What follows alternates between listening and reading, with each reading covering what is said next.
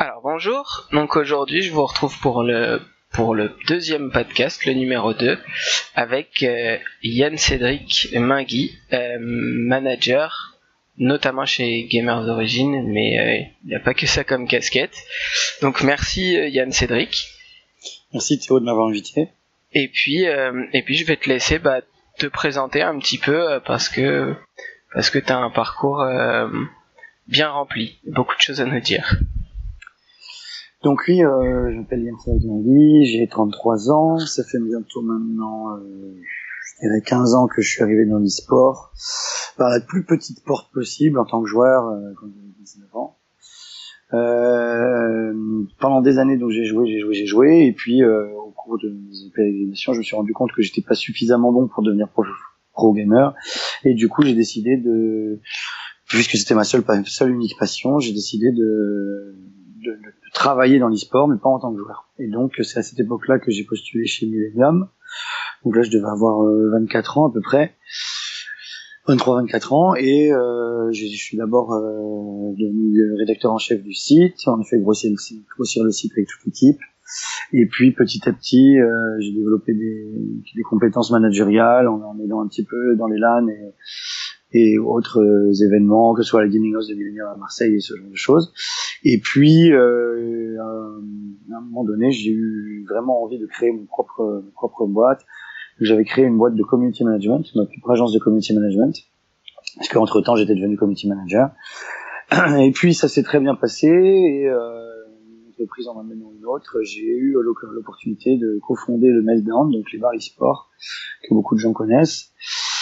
J'ai travaillé à fond sur ce projet pendant 3-4 ans, pendant lequel donc j'ai été obligé de fermer mon agence de community management parce que j'ai pas le temps de tout faire.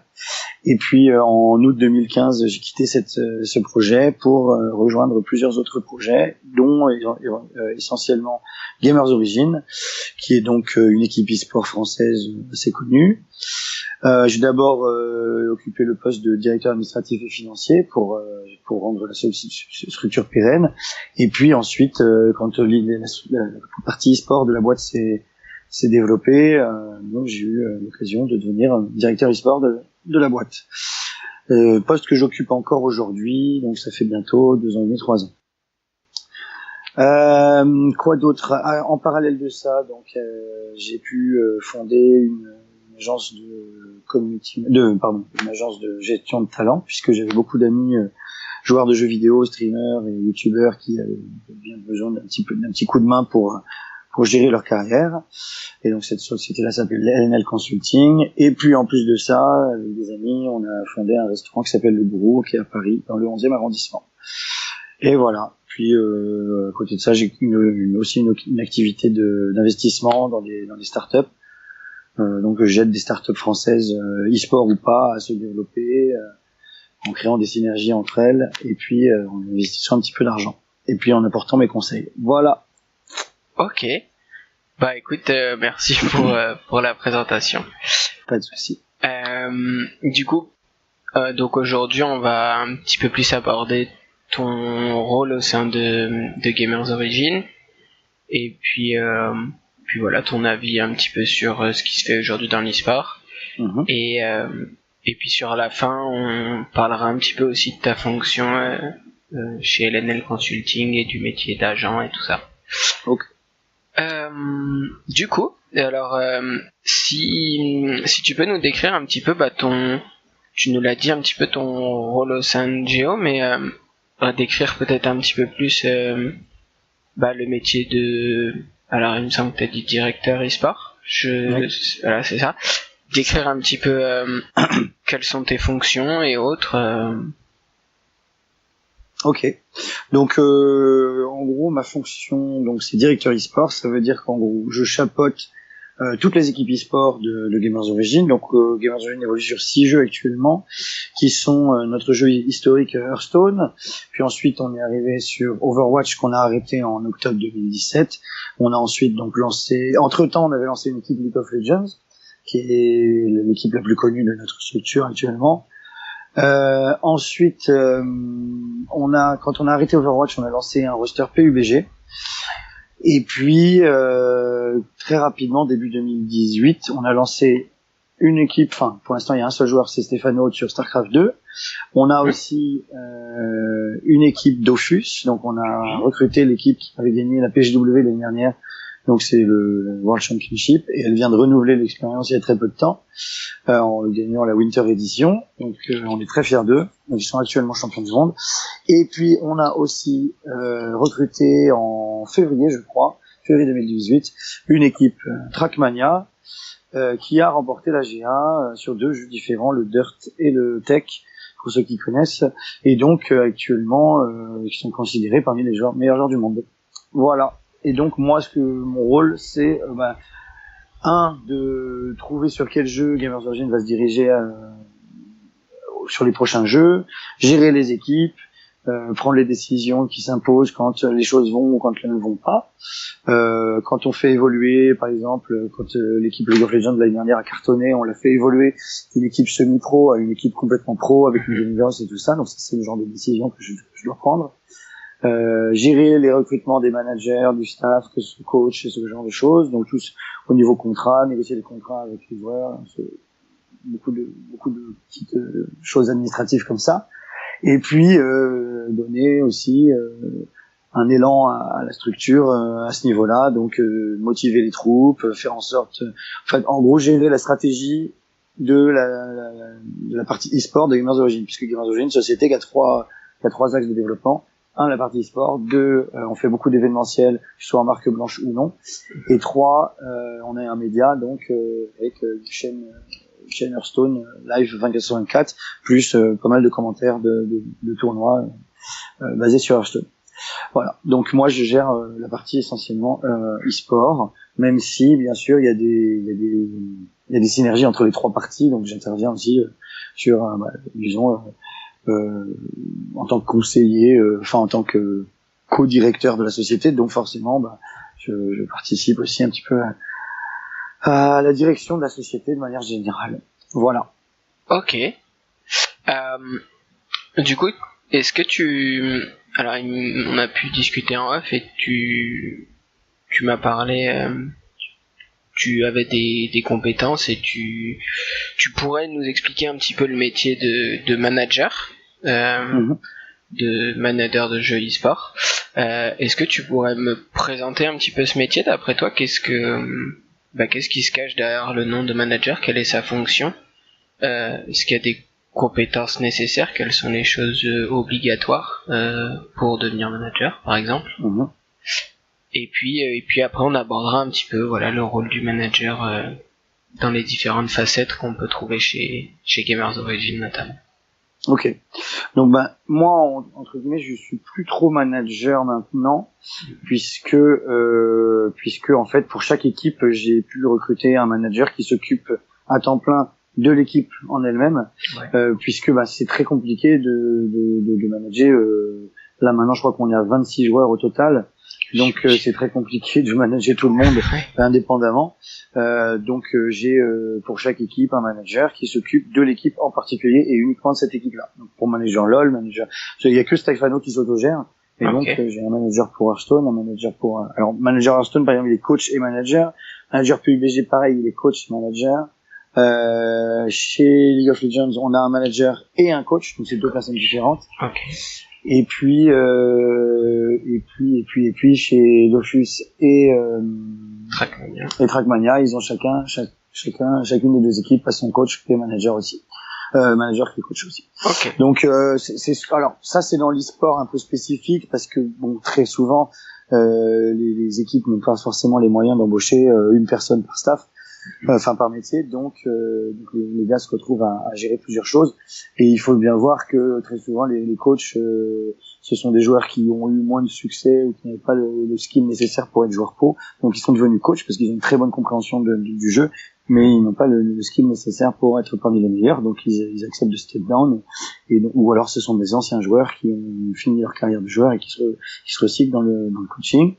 Et puis à côté de ça, souvent comme il n'y a pas 50 personnes pour organiser les entraînements, ce genre de choses, le coach devient aussi le manager. Ok. Manager pour moi, donc alors en ce qui me concerne, moi je suis manager de manager en gros, puisque je fais en sorte que tous les managers fassent bien leur taf et que les équipes soient satisfaites de leur manager. Donc moi c'est plutôt simple, les gars sont quand même des bons bosseurs, donc ils n'ont pas vraiment besoin qu'on soit derrière le dos tout le temps. C'est plus le recrutement de ces managers et faire attention qu'ils fassent effectivement bien leur travail, mon boulot. Mais eux, les managers en eux-mêmes, alors ça va dépendre des jeux. Mais on va prendre l'exemple du manager LoL, puisque c'est celui qui s'occupe de l'équipe la plus compliquée à gérer, puisqu'elle est en gaming house.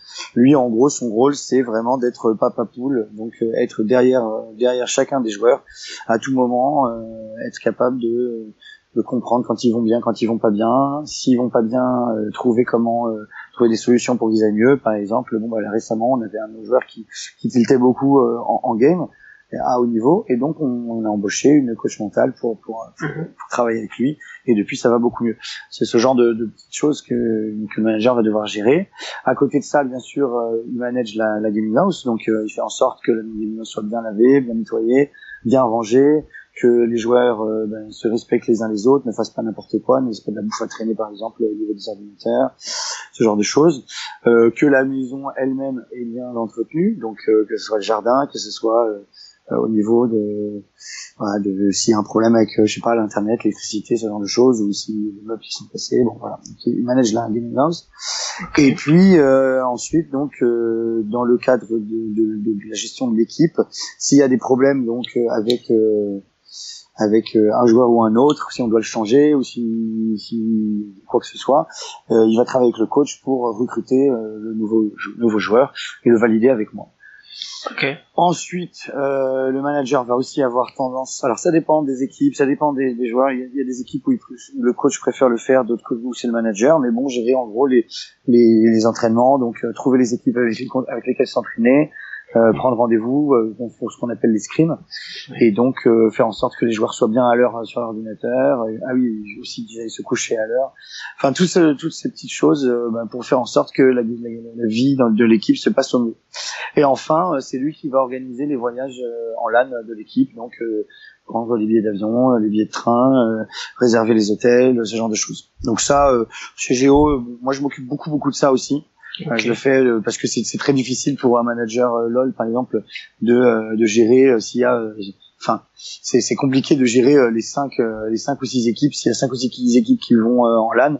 Ouais. Forcément c'est pas le manager LoL qui va me faire tout seul. Donc moi en général je vais lui demander toutes les informations pour sa team, pareil avec les autres managers, et après je vais compiler tout ça pour faire en sorte de synchroniser tout ça et d'arriver au bon en même temps. Alors comme nous on a la chance d'être sponsorisé par Weebus chez Gamers Origin, en général on synchronise tout le monde pour arriver à Paris le vendredi midi avant le départ à la LAN, et puis on part tous ensemble en bus, et puis après on arrive sur place, donc on répartit les chambres, ce genre de choses, puis après on va les installer à la LAN. Donc ça, chaque manager va s'occuper de son équipe un par un, et moi je vais me faire en sorte que tout soit bien préparé pour que ça se passe au mieux. Voilà. Très bien. Donc un vaste programme pour le métier de manager. Ouais, il y a beaucoup de choses à faire. On s'ennuie pas.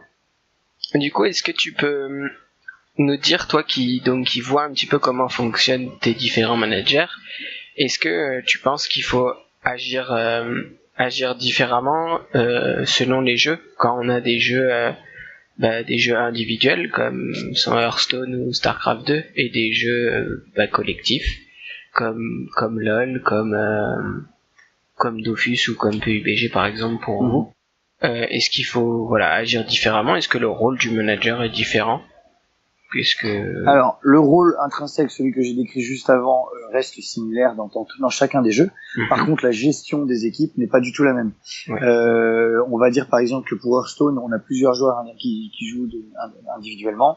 Ils s'entraînent entre eux, mais on va pas tous les emmener à toutes les compétitions. Ça va un peu dépendre de leur forme du moment, de aussi d'où ils viennent, puisqu'on a des joueurs qui habitent aux États-Unis, au Canada, et d'autres qui habitent en Europe. On a un joueur belge, on a des joueurs français. Donc on essaye de faire en sorte de les envoyer là où ça va nous coûter le moins cher. Par exemple, là ce week-end, Purple et Gallon, qui sont nos deux joueurs nord-américains, vont aller à l'Adrena Costin, alors que j'enverrai pas chez Noise, qui lui est belge, et donc ça me coûte un peu trop cher de l'envoyer. Par contre, je vais faire venir Purple à la DreamHack Summer qui est en Suède, du Canada, et on ira avec Chinoise et le manager de l'équipe, le manager coach de l'équipe Hearthstone qui s'appelle Dan. Okay. Donc à chaque fois, c'est vraiment répartir qui va où en fonction. Donc comme je disais, à la fois de la géographie et donc de la forme du moment. Okay. Ensuite, donc ça c'est spécifique à Hearthstone, mais bien sûr, il y a aussi la façon de gérer le mental des joueurs, parce que par exemple un joueur Hearthstone c'est quelqu'un d'extrêmement pour être bon à Hearthstone, il faut être capable de calculer beaucoup de coups à l'avance. Donc c'est des gens très cérébraux qui vont avoir tendance à avoir besoin d'être encadrés de façon extrêmement intellectuelle, alors que par exemple les joueurs LoL vont avoir besoin de plus d'encadrement, comme un vrai athlète sportif, c'est-à-dire gérer leur emploi du temps, leur sport, faire leurs activités extra jeu, et là où c'est beaucoup, sur Hearthstone les mecs vont s'entraîner de eux-mêmes. Sur LoL, il va falloir, ils jouent beaucoup, mais il va falloir quand même driver leurs entraînements. Donc c'est vraiment différent pour chaque jeu. Par exemple sur PUBG, bon là ce week-end on était au Geek Days à Lille avec l'équipe PUBG. Bon là il y a énormément de travail à faire sur la confiance en soi, parce que c'est un jeu où il faut vraiment oser, il faut avancer. C'est un battle royale, donc il faut être très, très réactif, inventer de nouvelles stratégies, s'adapter à la situation, parce que tout peut arriver. 100 personnes sur une map. On ne sait jamais ce qui peut arriver. Dans une game de LoL, les choses sont beaucoup plus posées. On établit une stratégie à la base et en général, elle va être plus ou moins respectée toute la game.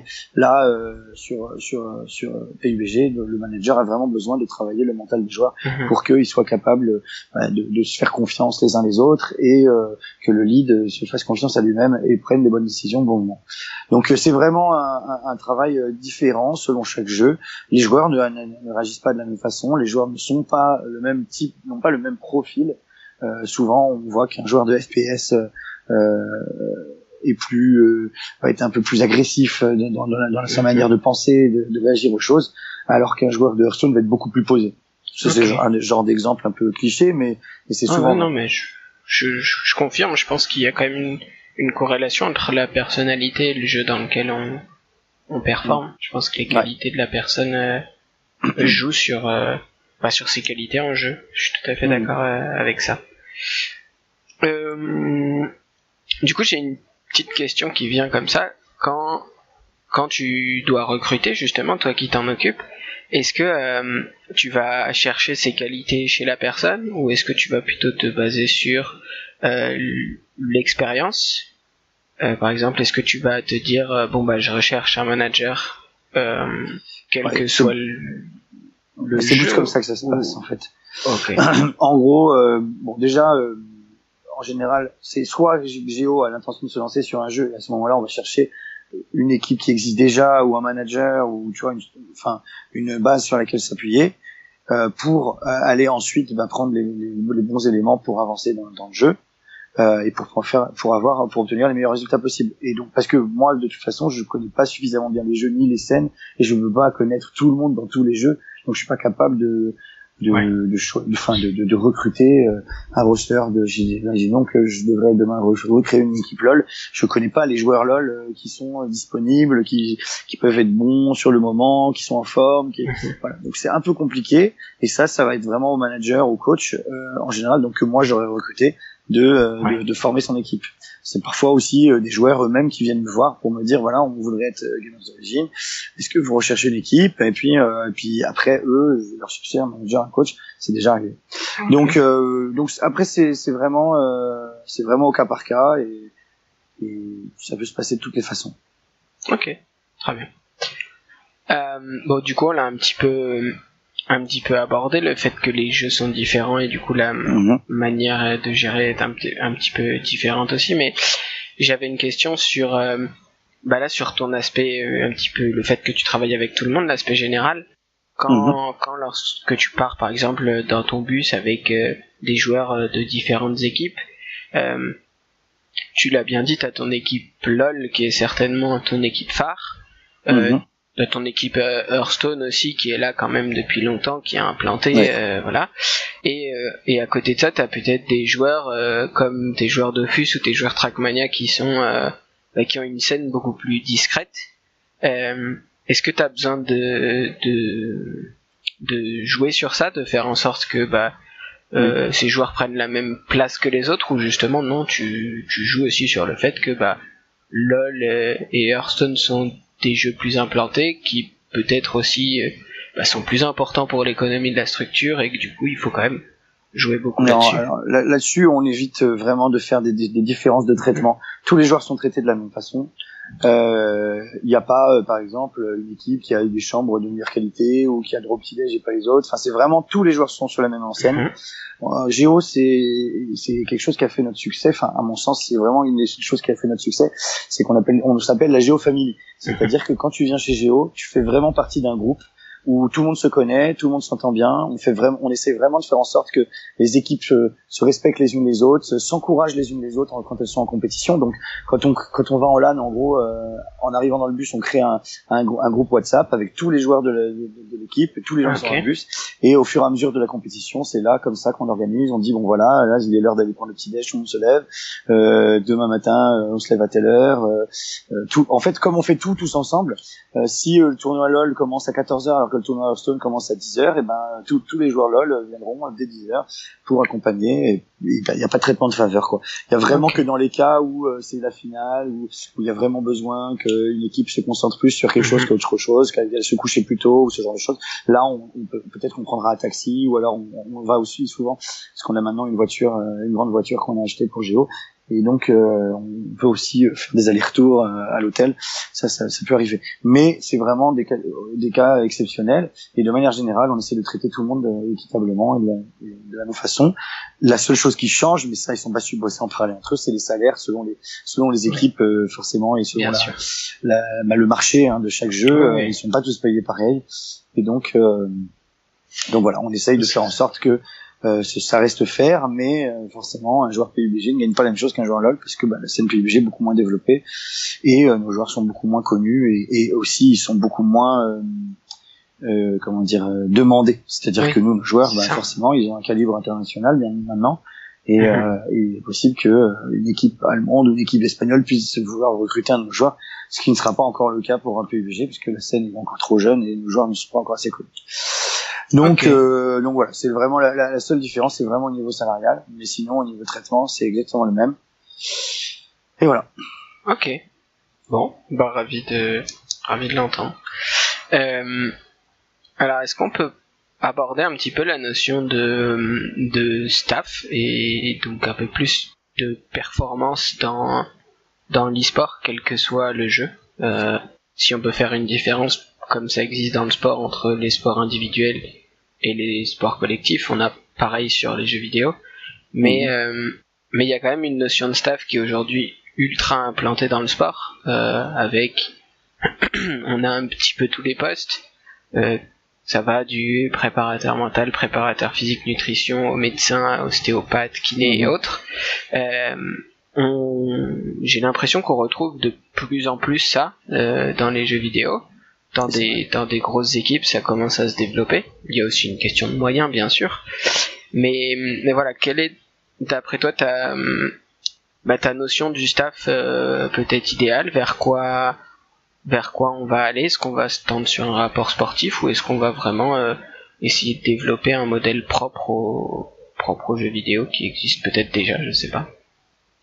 Alors, en gros, je connais pas vraiment le modèle sportif, mais oui, effectivement, le modèle e-sportif se dirige de plus en plus vers une professionnalisation de la scène, et donc forcément, les conditions pour les joueurs s'améliorent. Et pour que les joueurs soient de plus en plus compétitifs, on est obligé de prendre soin de beaucoup d'aspects dont on ne prenait pas du tout soin il y a quelques années, comme par exemple donc la diététique. Je parlais tout à l'heure de mon joueur qui avait des problèmes un petit peu de morale, et donc on avait fait appel à un coach mental. Donc il y a pas mal de choses qui sont mises en place. Nous chez Géo, pour l'équipe LoL par exemple, donc on a, je disais, un manager, on a un coach. Donc le manager s'occupe de tout ce que j'avais expliqué tout à l'heure. Le coach, lui, s'occupe d'établir les stratégies, d'établir la draft. Ce qu'on appelle la draft dans League of Legends, c'est créer, c'est réfléchir à quel champion les joueurs vont jouer contre l'équipe adverse. Il va aussi s'occuper bien sûr des entraînements des joueurs, donc savoir qu'est-ce qu'ils doivent, enfin quels nouveaux champions ils devront, avec lesquels nouveaux champions ils devront s'entraîner, établir les nouvelles stratégies quand il y a un nouveau patch par exemple. En ce moment il y a beaucoup de patchs, donc c'est beaucoup de travail au niveau du coaching. Il y a vraiment beaucoup de choses qui doivent être faites par le coach. Et il a un rôle vraiment central dans l'équipe. Ensuite, au-delà de ça, on a manager, je l'avais pas cité tout à l'heure, mais il s'occupe aussi beaucoup de la diététique dans la maison. Ouais. C'est lui qui est un petit peu le garant du fait que les joueurs ne mangent pas n'importe quoi, qu'ils font pas que commander des pizzas et qu'ils se nourrissent correctement. Nous, on a la chance chez Géo d'avoir 5 joueurs LOL qui sont qui font très attention à ça, qui ont bien compris à quel point c'était important pour eux d'avoir une alimentation équilibrée, de manger sainement. Et donc ils vont faire très souvent les courses tous ensemble pour acheter que ce soit des légumes, des fruits. Ils cuisinent aussi ensemble. Ils ont une grande cuisine dans la maison, et donc ils peuvent tous cuisiner ce qu'ils veulent et faire attention. Donc ça c'est le manager qui est un peu garant de ça. Et au-delà de ça, donc je disais, on a une coach mentale qui est une femme polonaise qui travaille avec d'autres équipes et donc dont le métier effectivement spécialisé de coach mental pour joueurs, parce que c'est vraiment très spécifique. Un joueur de jeux vidéo ne réfléchit pas comme un athlète sportif. Je pense que d'ailleurs un judoka par exemple ne réfléchit pas comme un tennisman. Nous c'est pareil, un joueur de LoL ne réfléchit pas comme un joueur de PUBG. Et la vérité c'est que j'ai même l'impression que un joueur de top laner de LoL ne réfléchit pas de la même façon qu'un mid laner ou qu'un ADC. Ils ont pas le même rôle, ils ont pas la même mentalité, et donc il faut vraiment des gens spécialisés là-dedans qui comprennent ces gens-là pour comprendre d'où vient le problème, s'il y a un problème, ou alors les aider à garder le moral ou même à gagner du moral, à gagner confiance en eux, ce genre de choses. Donc ça c'est vraiment le taf du coach mental, et c'est un métier très très compliqué et c'est vraiment très spécifique, donc il y a vraiment beaucoup de choses à faire. Mais ça marche très bien. Enfin, j'ai été vraiment surpris des résultats qu'on a obtenus avec mon coach mental. Okay. Et puis au-delà de ça, je disais, moi par exemple, je suis au-dessus, donc qu'est-ce que je vais avoir comme rôle moi au niveau de LoL? C'est vraiment faire en sorte de mettre en confiance les joueurs quand ils arrivent dans la structure, leur présenter la structure, leur faire comprendre que la structure est derrière elle, et puis développer tout ce qu'on appelle la géofamily, donc leur faire se sentir bien chez nous, heureux. S'ils ont le moindre problème, ils viennent me voir, ils savent que je suis toujours là, disponible pour eux. Donc c'est vraiment mon rôle, c'est une sorte de rôle de mise en confiance. Et puis au-delà de ça, au-dessus de moi, il y a le CEO de la boîte, Guillaume Merny, qui est très impliqué dans la vie de l'équipe, de notre équipe e-sport, et spécialement dans celle de l'équipe LoL. Et donc lui a un rôle plus, c'est lui qui a le dernier mot. Donc en gros, les joueurs le respectent beaucoup et savent que s'il dit quelque chose, ils ont intérêt à le respecter, sinon ça peut mal se passer. Même si dans la théorie ils sont supposés respecter les ordres les ordres ils sont supposés respecter leur manager, mais bon, des fois le manager n'a pas le poids nécessaire pour leur faire admettre quelque chose, et donc du coup c'est au CEO de faire les taf. Et puis aussi il a un rôle pour montrer un petit peu comme avec moi que Géo est derrière ses équipes, Géo soutient ses équipes, Géo se donne à fond pour que ses équipes soient bien, et donc il nous accompagne souvent en LAN pour faire en sorte que les joueurs se sentent respectés, et voilà, et ça passe plutôt bien. Ok, très bien. Du coup, tu abordes là un petit point qui est le point du leadership et de la hiérarchie dans le staff. Sur le modèle sportif, en général, le coach a quasiment le leadership suprême, presque plus que le côté structure et le côté club qui se cache derrière, presque plus que le président des fois, on a l'impression. Est-ce que tu penses que dans l'e-sport c'est pareil? Je pense qu'on peut prendre l'exemple de LoL qui est aujourd'hui ce qui est le plus développé, certainement. Est-ce que tu trouves que le coach a ce leadership là, ou c'est plus le manager, ou alors peut-être justement toi ou la structure qui ont ce leadership de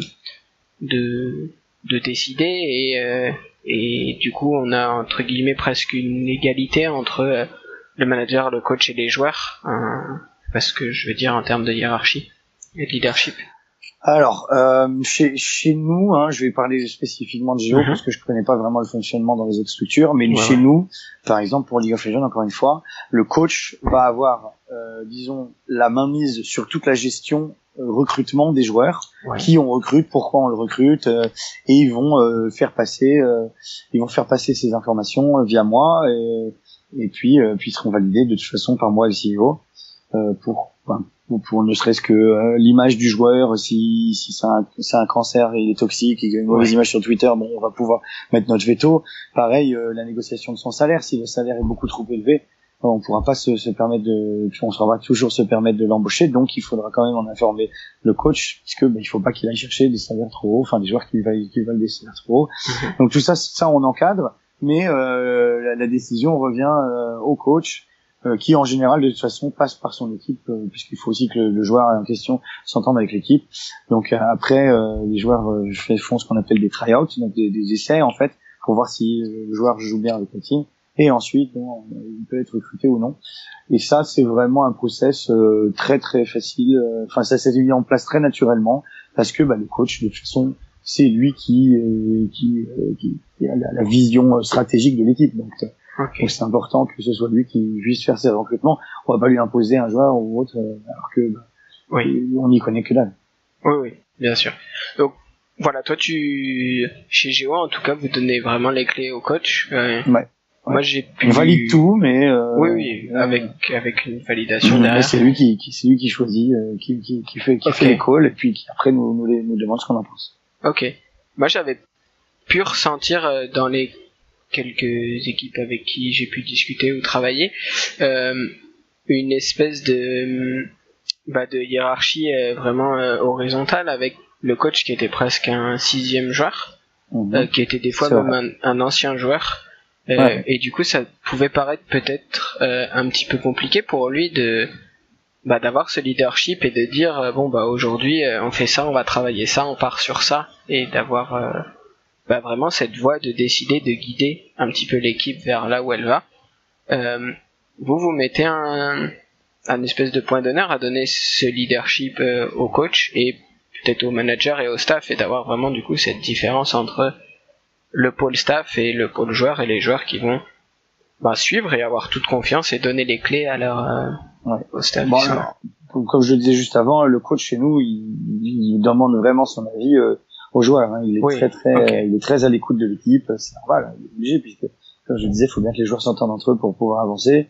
Les joueurs aussi sont souvent plus à même de juger du skill intrinsèque d'un joueur ou d'un autre. Le coach peut bien le voir, mais par exemple, si on a recruté récemment un nouveau support, c'est vraiment Toaster, notre ADC, qui a pris la décision finale en disant parmi tous les ADC qu'on a testés, celui qui parmi tous les supports qu'on a testés, celui avec lequel il préférait jouer, parce que sur la botlane il y a une vraie histoire de synergie, et donc c'est très important que l'ADC et le support s'entendent bien. Donc là-dessus, Broken Shard notre coach a fait confiance à Toaster, et on a recruté Ashley. Ok, très bien. Donc vous laissez quand même une bonne place aux joueurs, et avec si on pouvait décrire cette hiérarchie sous forme de schéma, le niveau entre le staff et les joueurs est peut-être un peu moins dessiné qu'on a dans le sport aujourd'hui. Oui, non, c'est sûr. Hein. De toute façon, déjà parce que dans l'e-sport, les joueurs sont rois, donc il faut faire attention à eux, et il faut vraiment faire en sorte qu'ils soient satisfaits. Et donc du coup, forcément, on leur donne beaucoup d'importance et beaucoup de voix à la parole. Enfin, ils ont vraiment accès à la parole. Donc, si on les forçait à faire des choses, je veux dire que ils se casseraient vite de l'équipe. Très bien. Du coup, là, j'ai une dernière petite question avant d'aborder la notion de gaming house, et qui se rapporte un peu plus spécifiquement à votre équipe Hearthstone et au statut de tes joueurs. Comment est-ce que tu gères le fait que tu as certains joueurs qui sont à la fois joueurs dans des compétitions de week-end, qui sont streamers à la semaine aussi, et qui peuvent caster certaines compétitions? Est-ce que c'est plus compliqué? Est-ce que tu penses que ça peut aussi expliquer certaines performances comparées à Purple. C'est effectivement un peu compliqué, mais c'est très spécifique à Hearthstone, puisque c'est le seul jeu sur lequel nos joueurs sont à la fois, enfin, ont pu être à une époque à la fois streamers et joueurs, ce qui n'est plus le cas en fait. Maintenant, Blizzard a créé un nouveau système de ladder par équipe, et donc nous, on a trois personnes dans ce ladder qui ne sont pas streamers. Enfin, même si ils peuvent streamer à leurs heures perdues, leur rôle principal, c'est vraiment le jeu compétitif. Et donc, par exemple, Purple, Galon et Chinoise forment notre roster Hearthstone compétitif, et à côté de ça, Unid, Hello, Fichou, Keun, tous ces gars-là qui jouent beaucoup quand même à Hearthstone avec un certain niveau, parce que c'est forcément ils font que ça toute la journée à cause du stream. Eux vont avoir plutôt tendance à aller en LAN pour essayer de faire des résultats, mais pas forcément faire partie du roster professionnel. Plus maintenant en tout cas, c'était le cas encore jusqu'à fin 2017.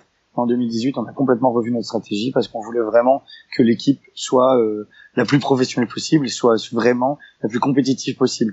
Donc, qu'ils aient le maximum de temps pour s'entraîner, ce qui n'est pas le cas quand on est streamer. En plus de ça, comme tu le disais, parfois ils vont être casters. Et, par exemple, s'il y a une étape HCT, c'est-à-dire le championnat du monde de Hearthstone qui dure sur toute une saison, eh bien, Unid, Fichou, qui sont les casters officiels, vont pas pouvoir être disponibles pour faire un tournoi. Donc forcément, ça entache l'équipe. L'équipe s'ils étaient pas dédiés à 7%. À ça. Ok. Et du coup, dernier point, j'ai pu en discuter un petit peu avec Gardoum dans le podcast précédent sur, d'après toi, ton avis sur l'impact du chat par exemple, parce que c'est un des seuls modèles qui existe où une personne qui fait une production qui se met en scène sur des vidéos a un retour instantané. Ça n'existe pas à la télé, à la radio c'est très rare qu'il y ait un échange instantané et autres. C'est là dans le stream. Est-ce que d'un point de vue mental, performance et autres, est-ce que ça joue cet effet du retour du chat en bien, en mal, hein, les deux Alors, il y a des joueurs qui sont galvanisés par les encouragements du chat, comme Tonnerre par exemple. C'est vraiment un joueur qui est bien meilleur quand il est en LAN et quand il y a que ce soit ou quand il est streamé. Donc ça c'est le chat, ou quand il est en LAN, le public qui est à côté de nous, ou même sur scène quand il y a le public qui est devant nous. Donc ça c'est quelqu'un qui peut être très galvanisé par ça. Et à côté de ça, par exemple, on a des joueurs PUBG qui eux, dès qu'on leur fait le moindre reproche, ça les vexe vraiment, ça les touche, ça ils se remettent en question, ils perdent leur confiance. Donc oui, tous les joueurs ne sont pas égaux par rapport à ça. Et c'est vrai que le Twitch chat a énormément d'impact sur leur mental et sur la façon dont ils perçoivent leurs prestations en cours. Ok. Très bien. Alors on avance un peu dans notre grand programme là. Si tu veux bien, on va aborder la notion de gaming house, qui est une notion auquel j'accorde pas mal d'importance, qui m'intéresse beaucoup. Alors si tu peux très rapidement, je pense que tout le monde, toutes les personnes qui écouteront savent ce qu'est une gaming house, mais on sait jamais. Est-ce que tu pourrais décrire rapidement Donc la gaming house c'est tout simple, hein, c'est comme son nom l'indique, une maison de jeu, et donc c'est la maison où s'entraînent les joueurs. Donc ils vivent et ils s'entraînent dans cette maison pendant toutes les périodes d'entraînement. Ils ont des périodes où ils rentrent chez leurs parents ou chez eux en vacances, mais le reste du temps ils vivent dans cette maison. La nôtre se situe en banlieue parisienne à Saint-Germain-en-Laye, et donc c'est un pavillon de banlieue. Tout à fait classique, avec plusieurs chambres. Ils ont chacun leur chambre, et puis ils vivent ils cuisinent dans la cuisine. Ils ont une buanderie, un garage où on a installé une salle de sport. Donc ils ont vraiment tout le confort moderne. Mais en plus de ça, ils ont une salle dans le salon. Une partie du salon est dédiée à la salle d'entraînement. Donc ils ont leurs ordinateurs, et c'est là qu'ils jouent quand ils s'entraînent ou quand ils ont du temps libre et qu'ils ont envie de jouer. Et donc ils vivent là-dedans, et c'est comme ça. Ok. Du coup, alors la première question, elle est donc vous avez opté pour au moins pour LoL, mais est-ce que d'autres équipes viennent en permanence ou de temps en temps utiliser la gaming house ou... Alors pas du tout, non, c'est vraiment l'équipe LoL qui y vit. Au début on voulait la partager entre l'équipe Overwatch et l'équipe LoL, mais finalement on s'est rendu compte qu'à l'utilisation c'était très compliqué de changer qui allait vivre dedans. LDLC par exemple, c'est Gaming House, c'est la structure de LDLC, l'utilise pour tous les jeux, voilà. Et il y a personne qui habite vraiment dedans. Ils font des bootcamps d'1 ou 2 semaines avant les grandes occasions. Et donc ils répartissent le temps entre les joueurs. Et ils ont un intendant de maison qui lui va changer les draps entre chaque équipe, ce genre de choses. Mais nous c'est pas du tout comme ça. Nous c'est vraiment l'équipe LOL qui habite dedans à temps plein. Et il y a que quand ils sont en vacances qu'éventuellement on peut imaginer un bootcamp pour une équipe qui va vivre dedans. Mais ce serait ça n'a pas encore été fait et pour l'instant je vois pas à quelle opportunité on peut faire ça. Ok. Du coup t'as abordé un petit peu ce modèle de bootcamp. Alors je vais le décrire, on va dire très de façon cliché, par exemple sur CS:GO, même si certaines équipes ont des gaming house, un modèle qu'on retrouve souvent qui est ce modèle de bootcamp avec des joueurs qui s'entraînent de chez eux tout au long de l'année et qui assez régulièrement avant les compétitions vont faire une semaine, 15 jours de bootcamp ensemble. Vous avez fait le choix du coup d'un modèle de gaming house. Pourquoi? Qu'est-ce qui, d'après toi, qu'est-ce qui est mieux? Si vous avez fait le choix, je suppose qu'il y a quand même un intérêt derrière. Pourquoi qu'est-ce qu'apporte pour toi une gaming house? Pour la gaming house de LoL, c'est très simple, c'est parce que c'est une exigence de Riot au niveau LCS, donc à Berlin, pour que les équipes vivent en gaming house. Donc nous, nos joueurs, pour les habituer, ça fait partie de leur formation, pour les habituer, parce que leur but c'est d'aller en LCS, on les fait vivre en gaming house pour qu'ils soient prêts le jour où ils doivent aller vivre à Berlin en LCS, s'ils se font recruter. Ils aient déjà vécu cette expérience et ils seraient déjà capables d'être un bon teammate, que ce soit dans le jeu, mais aussi dans la vie réelle. Donc ça, c'est très spécifique à LoL. Par contre, à côté de ça, Counter-Strike, c'est un jeu où quasiment aucune équipe vit en gaming house, parce que c'est tout simplement pas la mentalité des mecs de CS depuis le temps que les gars jouent. Bon, après, il faut aussi dire que les Happy, NV, les NVS de CSGO, ils sont un peu plus âgés que mes joueurs LoL. Oui, ils ont plus d'expérience et donc du coup, ils ont pas forcément envie de vivre de la même façon. Puis ils gagnent aussi plus d'argent, donc ils peuvent se permettre d'un bon appart. Ok. Donc il y a pas mal de raisons qui font que ça fonctionne pas pareil. Ok. Est-ce que tu penses que c'est tout bénéfique le côté gaming house ou est-ce que il y a quand même des côtés qui sont... Alors, ça, il y a beaucoup de bénéfices. Par exemple, on peut savoir à tout moment que font les joueurs, comment ils s'entraînent. On fait vraiment très attention à eux et ça nous permet d'avoir un œil sur eux tout le temps. Ce qui n'est pas le cas s'ils habitent chez eux et qu'il y en a un qui se réveille trop tard ou j'en sais rien, on a fait la veille, la veille, on n'est pas au courant et tout. Donc nous, on fait vraiment très attention à tout ça. Et du coup, ça nous permet de sévir quand il faut sévir. Ouais. Du coup, moi, il y a quand même un point je me suis posé la question parce que j'ai pu voir certains joueurs en gaming house et il y a un point qui doit être assez compliqué qui est du fait de vivre 24 heures sur 24. Alors déjà avec ses collègues de travail, parce qu'aujourd'hui on a des joueurs qui sont quand même professionnels, qui font ça de leur journée, avec ses collègues et en même temps que ce soit ses colocataires. Ça, c'est un premier point. Je pense qu'il n'est pas forcément négatif. Je pense qu'on peut en tirer de grandes forces. Mais par contre, le fait de vivre et dans son endroit de travail aussi, est-ce que tu penses que c'est un peu difficile ou est-ce que les joueurs... c'est un peu la question avec pas mal de joueurs. Ça dépend. Ils sont pas tous égaux encore par rapport à ça. La gestion des vacances, de leur temps libre, du stress dû au tournoi et donc au circuit très compétitif dans lequel ils évoluent. Donc tout ça, c'est vraiment différent selon les joueurs. Il y en a qui le prennent très bien, d'autres qui ont plus besoin de prendre de l'air et de retourner plus souvent chez leurs parents ou de partir de la GH pour aller, je sais pas, un week-end encore à la campagne ou voir des amis. Donc ça, c'est vraiment le problème de la GH, c'est effectivement, parfois ça peut être très pesant d'habiter avec les mêmes personnes, tout le temps, on vit ensemble, on dort ensemble, on joue ensemble, on regarde la télé ensemble, on mange ensemble, voilà. C'est intéressant parce que ça fait que ça crée une bonne cohésion dans l'équipe, si ça fonctionne bien sûr. Mais dès qu'il y a des tensions, c'est effectivement plus difficile à gérer et ça c'est le rôle du manager et du coach de désamorcer les bombes. Ok. Du coup, oui, voilà, moi je voulais encore une fois, j'aime bien comparer avec le modèle sportif. Aujourd'hui, c'est quelque chose qu'on retrouve très peu. On retrouve peut-être un petit peu plus le modèle bootcamp dans le sport classique, avant des grandes compétitions et autres. Aujourd'hui, quand on parle de grands clubs avec de l'argent et autres, souvent il va y avoir peut-être le fait qu'on va leur louer des appartements, des maisons pour qu'ils aient leur propre famille, leur autonomie et tout ça. Des fois avec des joueurs très jeunes, on est à peu près sur les mêmes âges, entre 18 et 25 ans, on va dire. Ah, excuse-moi, j'ai pas entendu de la phrase.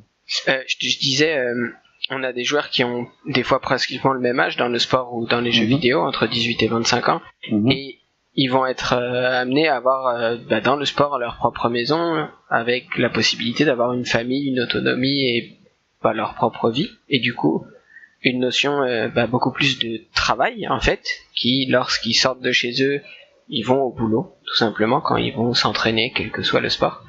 Est-ce que tu penses que cette notion de boulot vraiment elle est présente dans les jeux vidéo, ou des joueurs ils sont encore dans une transition de mi-hobby, mi-plaisir de jouer?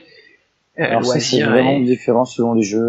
Par exemple, BUBG, c'était des joueurs qui n'avaient jamais été professionnels avant et qui se sont donc professionnalisés d'un seul coup. Et effectivement, eux ont un peu de mal à, enfin plus trop maintenant, mais ont eu un peu de mal à se mettre dans la peau d'un programmeur, de représenter une grosse structure, toute la pression que ça pouvait compter.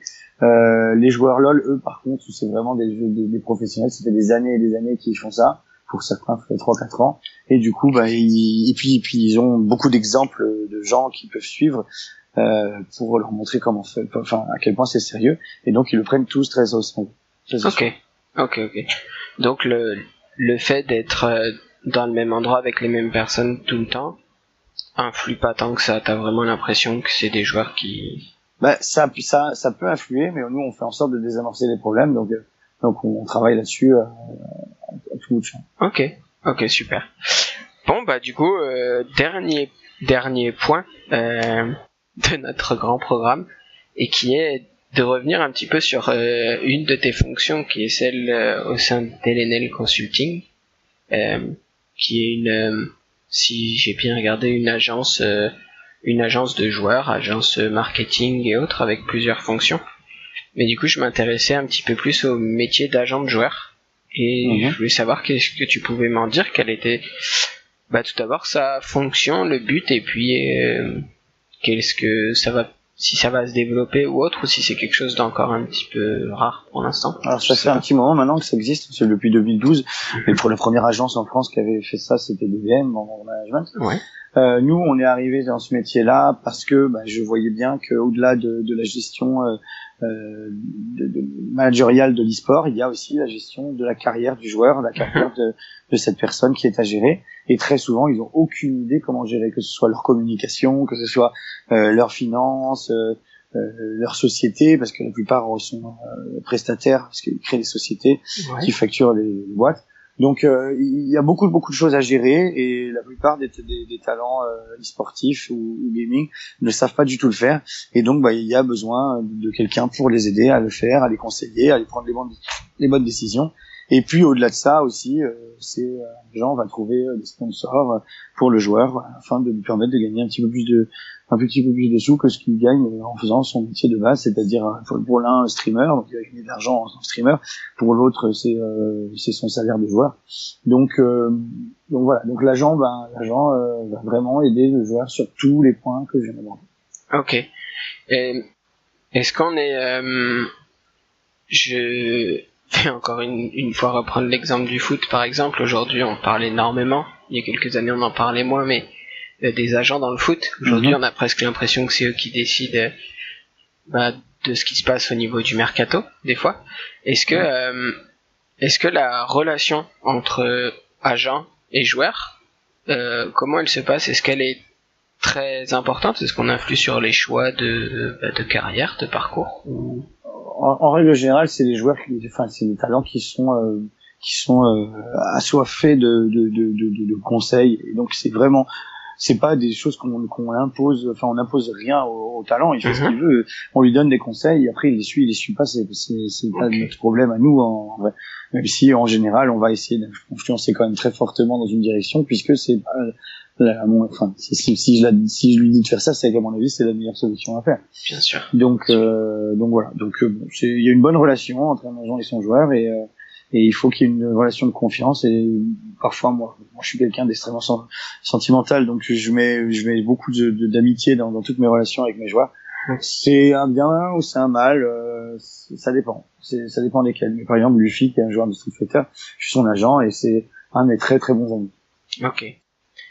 Et alors, dernière petite question sur ça, est-ce que tu penses que le métier de manager va petit à petit perdre une petite de ses fonctions au profit du métier d'agent de joueur, ou est-ce que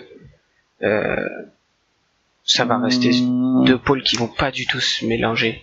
C'est pas la même chose. Il peut y avoir des managers qui seraient capables d'être agents de joueurs aussi, mais c'est vraiment un métier à part entière, et donc du coup, il faut avoir le temps de tout faire, et c'est pas toujours le cas quand on est manager ou quand on est coach, quand on est agent de joueur. Donc okay. En général, ça va être deux personnes différentes, mais je pense que par exemple, Luffy pourrait tout à fait avoir un agent et un manager en même temps qui seraient la même personne.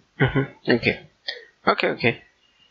Est-ce que tu penses qu'on le retrouvera peut-être dans le futur des staffs au sein de certaines structures, peut-être, pour développer le côté un peu plus marketing des joueurs au sein d'une structure? Qu'est-ce que tu voulais dire? On le retrouvera? On retrouvera quoi? Est-ce qu'aujourd'hui, je pense qu'aujourd'hui le métier d'agent de joueur il n'existe pas dans les staffs. Est-ce que tu penses que peut-être plus tard ça pourrait exister? Je sais pas parce que en fait ça fait un peu juger parti. C'est-à-dire que l'agent en général va aussi gérer la relation du joueur avec son équipe. Donc si l'agent fait partie de l'équipe, c'est compliqué, il peut pas faire ce métier-là. Okay. Donc il faut pas qu'il y ait des conflits d'intérêts. Donc l'agent est en général indépendant et il gère indépendamment de ce que veut l'équipe, le bien-être du joueur. Ok.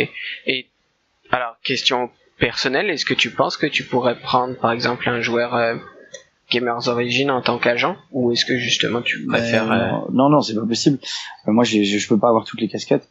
Donc on a un deal entre Gamers Origin et LNL, bien sûr, puisque je suis actionnaire des deux sociétés, mais au-delà de ça, on fait en sorte qu'il n'y ait absolument pas le moindre conflit d'intérêt. On a failli dans le passé avoir un gros conflit d'intérêt, et depuis lors on fait très attention. Et c'est pour ça que chez LNL, ce n'est pas moi qui m'occupe de Gamers Origin, c'est un de mes associés. Ok, très bien. Bah écoute, moi je suis arrivé au bout de ce que j'avais prévu. Je te remercie beaucoup. C'était un petit peu long, mais super intéressant d'aborder beaucoup de points. Je te remercie de tout ce que tu as pu dire, c'était très intéressant. Et puis, je vais te laisser le mot de la fin, et si t'as quelque chose à dire ou autre, j'en sais rien. Écoute, je te remercie pour cette interview, pour ce petit podcast.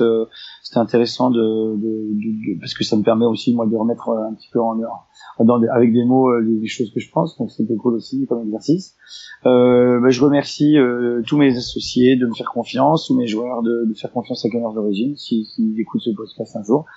J'incite toute personne qui a envie de faire ce métier à vraiment se lancer, parce que c'est des métiers où il y a encore très peu de monde dans l'e-sport. C'est très difficile de trouver des bons managers. Très peu de monde veut faire ça. C'est assez ingrat comme mes boulots, mais c'est très réconfortant quand on a des bons résultats. On sait que c'est grandement grâce aux managers que les résultats sont obtenus. Donc il faut vraiment pas hésiter. C'est toujours un plaisir. Et puis si les mauvais résultats sont là, si on obtient des mauvais résultats, eh bien on peut vraiment être acteur pour trouver des solutions. Donc il faut vraiment pas hésiter à se lancer. Ok. Voilà. Écoute, encore une fois, merci beaucoup. Et puis, pas de souci. Et puis, on se retrouvera, j'espère, pour un numéro 3 podcast prochainement. Bonne soirée. Bonne soirée.